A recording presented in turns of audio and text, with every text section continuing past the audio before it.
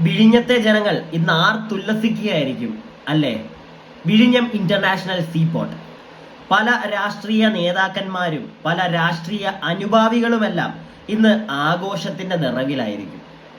വിഴിഞ്ഞത്തിലെ ജനങ്ങൾക്ക്, അവിടെ ജോലിയില്ലാതെ കറങ്ങി നടക്കുന്ന ഒരുപാട് ചെറുപ്പക്കാർക്ക് ജോലി ലഭിക്കും. നമ്മുടെ പ്രിയപ്പെട്ട മുഖ്യമന്ത്രി, നമ്മുടെ ഇരട്ട കൊമ്പനും അതോടൊപ്പം തന്നെ നമ്മുടെ നരേന്ദ്രമോദിജിയും ഒക്കെ വന്ന് ഇന്ന് അങ്ങോട്ട് ഉദ്ഘാടിച്ചു. ആ ഉദ്ഘാടന ചടങ്ങിൽ ഒരിടത്ത് പോലും അവരാരും ഒരു പേര് മാത്രം പറയുന്നത് ഞാൻ കേട്ടില്ല. ഈ വിഴിഞ്ഞം ഇന്റർനാഷണൽ സീപോർട്ടിന്റെ ഇപ്പോൾ അവിടെ അത് വന്നിട്ടുണ്ടെങ്കിൽ അതിന്റെ മെയിൻ ഒരു കാരണക്കാരൻ നമ്മുടെ എല്ലാവരുടെയും പ്രിയങ്കരനായി മാറിയ അന്തരിച്ച ഉമ്മൻചാണ്ടി സാർ. ആ പേര് മാത്രം എന്തുകൊണ്ട് ആരും ഇന്ന് ആ ഒരു വേദിയിൽ, ഉദ്ഘാടന ചടങ്ങ് വേദിയിൽ പറഞ്ഞില്ല?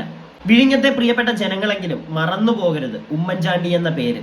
ഇന്ന് അവിടെ വന്ന് ഈ ഒരു ഇന്റർനാഷണൽ സീപോർട്ട് ഉദ്ഘാടിക്കാൻ മുന്നിട്ട് നിൽക്കുന്ന പല ചേട്ടന്മാരും അന്ന് ഉമ്മൻചാണ്ടി സാർ ഇങ്ങനെ ഒരു പരിപാടിയുമായി ഇറങ്ങിയപ്പോൾ അങ്ങോട്ട് കാല് വലിക്കാൻ നോക്കിയവരാണ്.